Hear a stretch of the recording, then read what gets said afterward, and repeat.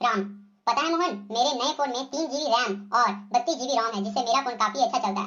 मोहन, बस इतना ही। मैंने जो नया फोन खरीदा है ना, उसमें 4 GB रैम और 64 GB रोम है। श्याम, क्या यार तुम दोनों गरीबों वाली बात करते हो। पता है मेरे फोन में 8 GB रैम और 128 GB रोम है। पिंटू, पता नहीं ये तीनों आपस में क्या ये रैम और रोम बोल रहे हैं, मेरी तो कुछ समझ में ही नहीं आ रहा।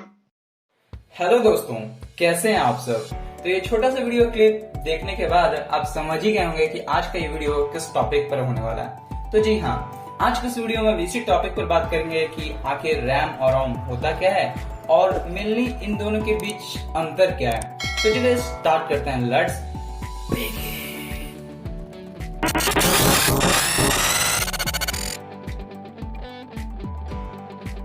रोम, रीड ओनली मेमोरी। इसके नाम से ही पता चल रहा है कि यह सिर्फ मेमोरी को रीड करके और इस पे एक्सेस करने का वर्क करता है। रोम एक तरह का इनबिल्ट सॉफ्टवेयर है, मतलब कि कोई भी इसके मेमोरी को चेंज नहीं कर सकता। जो कंपनी पहले से ही रोम में अपना मेमोरी फिट कर रखे हैं वो दोबारा चेंज हो ही नहीं सकता। तो मेमोरी में भी दो तरह के होते हैं, एक वॉलेटाइल, एक नॉन वॉलेटाइल। वॉलेटाइल मेमोरी उसे कहते हैं जो पावर लॉस होने के बाद वो मेमोरी डिलीट हो जाए, मतलब वापस रिटर्न नहीं हो पाता। ये एक तरह का टेम्पोररी मेमोरी की तरह होता है। और नॉन वॉलेटाइल मेमोरी उसे कहते हैं जो पावर ऑफ हो गया फिर भी वो मेमोरी रिटर्न होता है, मतलब वापस से वो मेमोरी रिटर्न हो जाएगा। तो ये एक परमानेंट मेमोरी की तरह होता है, तो जब तक टास्क मेरा नहीं कंप्लीट हुआ तब तक मेरा मेमोरी नहीं डिलीट होगा, ऐसा। तो रोम भी एक तरह का नॉन वॉलेटाइल मेमोरी है। मैं आपको एक एग्जांपल बताता हूँ जिससे आपको नॉन वॉलेटाइल मेमोरी को समझने में काफी हेल्प होगा।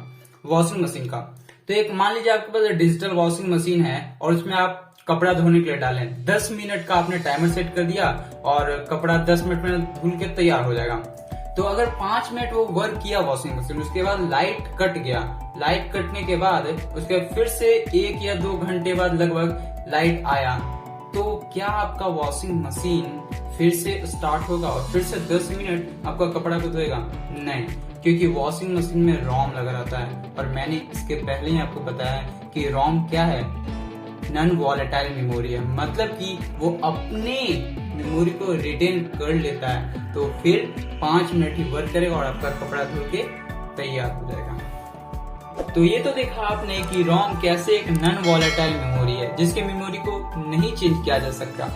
लेकिन ये तो थी पुरानी बात है भाई, अब इतना हाई टेक्नोलॉजी हो चुका है कि रोम को मेमोरी को इजीली चेंज किया जाता है। तो चलिए देखते हैं कि रोम के मेमोरी को भी कैसे इजीली चेंज किया जाता है। तो रोम मेनली 3 प्रोग्रामिंग लैंग्वेज का है, PROM और EPROM और EEPROM।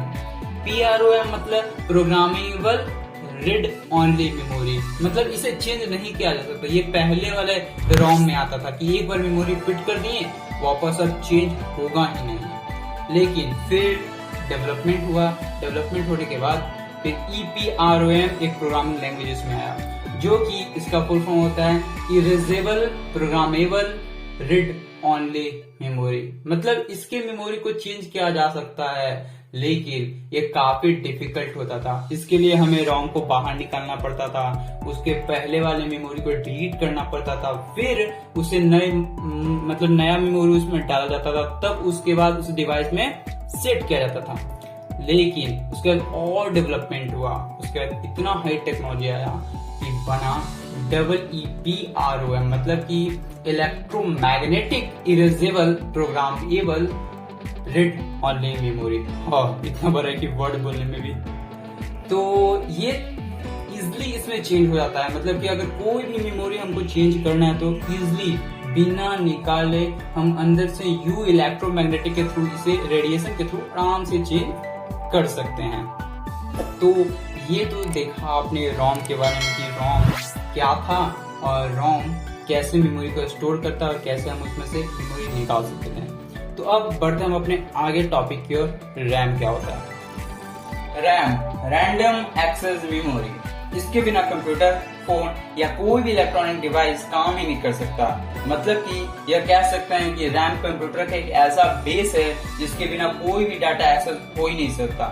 रैम कंप्यूटर में इंटरमीडिएट की तरह वर्क करता है। जैसे कि मान लीजिए कि अगर मुझे कोई भी फाइल पर वर्क करना है तो रैम उस फाइल को हार्डवेयर से कहाँ लाता है, अपने पास लाता है, फिर वो स्क्रीन पे शो करता है, तो जाकर हम उस फाइल पर वर्क कर पाते हैं। जैसे कि मैं आपको एक एग्जांपल से समझाता हूँ।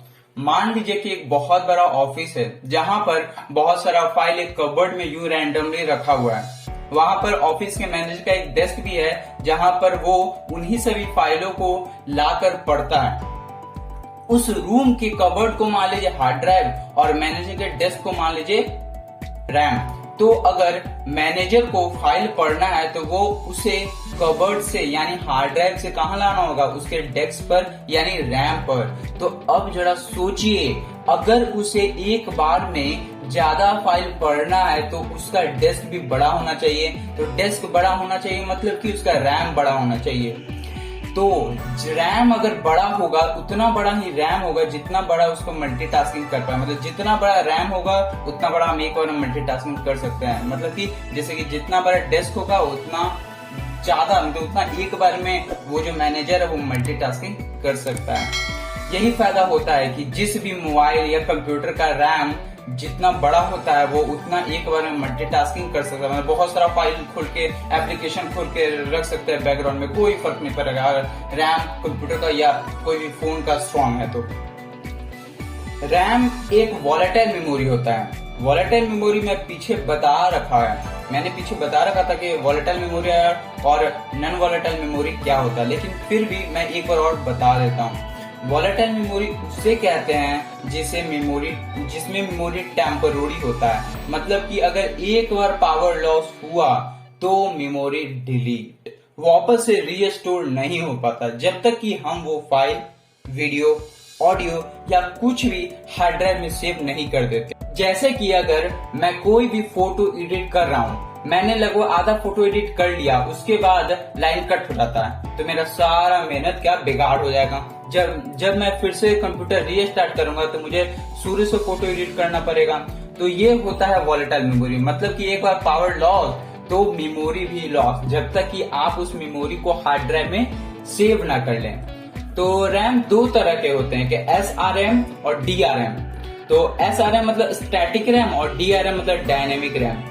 स्टैटिक रैम यह एक ऐसा रैम का मेमोरी है जो अगर हम एक बार सेट कर दिए तो उसी वे में चलता रहेगा, मतलब चेंज नहीं होता। जैसे कि टाइम, अगर टाइम आप अपने हिसाब से 10 बज के कुछ मिनट या 12 बज के कुछ मिनट लगा दिए तो उसी वे में लगातार चलता रहता है, यूनिफॉर्म, वो कभी चेंज नहीं होगा जब तक कि आप नहीं चेंज करते हैं। फिर कैलेंडर भी सेम उसी वे में होता है कि एक बार कोई डेट फिक्स कर दी, जैसे आज का डेट 10 तारीख है या 11 तारीख है, हम 11 तारीख फिक्स कर दिया, उसी वे में चलता रहेगा। कल 12 होगा, फिर 13 होगा, फिर 14 होगा, जब तक कि आप उसे चेंज नहीं करते। तो DRM क्या होता है?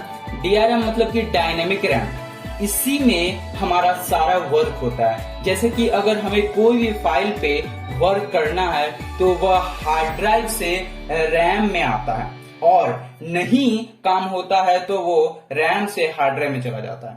मेनली इसका यही वर्क होता है। अगर काम है तो हार्ड ड्राइव से रैम में आएगा, और रैम मतलब काम नहीं है तो रैम से हार्ड ड्राइव, मतलब हार्ड ड्राइव रैम ऐसे ही करते रहता है। ठीक है, तो ये तो था रैम और रोम के बारे में कि क्या होता है। लेकिन एक चीज और, ये जो आप लोग नाम सुनते हैं ना, DDR1, DDR2, DDR3, DDR4, ये सब कुछ नहीं बल्कि रैम का मॉडिफाइड वर्जन है। मतलब कि उसे रैम को अच्छा और बनाने का कोशिश किया जाते रहता है उसके वर्जन के हिसाब से। मतलब नया वर्जन निकालता है तो और रैम को मॉडिफाई किया जाता है ताकि रैम अच्छा हो। तो आई होप आप लोग समझ ही गए होंगे कि रैम और रोम क्या होता है। लेकिन एक सेकंड भाई, मैंने वीडियो के स्टार्टिंग में बोला था कि हम दो चीज इस वीडियो में जानेंगे। एक तो रैम और रोम क्या होता है और दूसरा कि उनके बीच डिफरेंस क्या होता है। तो मेन पॉइंट ये है कि रैम और रोम के बीच डिफरेंस बस इतना ही है कि रैम एक क्या है, रैम एक वॉलेटाइल मेमोरी है और रोम नॉन वॉलेटाइल मेमोरी है। तो कैसा लगा ये वीडियो कमेंट में बताना बिल्कुल मत भूलिएगा। तो मिलते हैं अगले वीडियो में।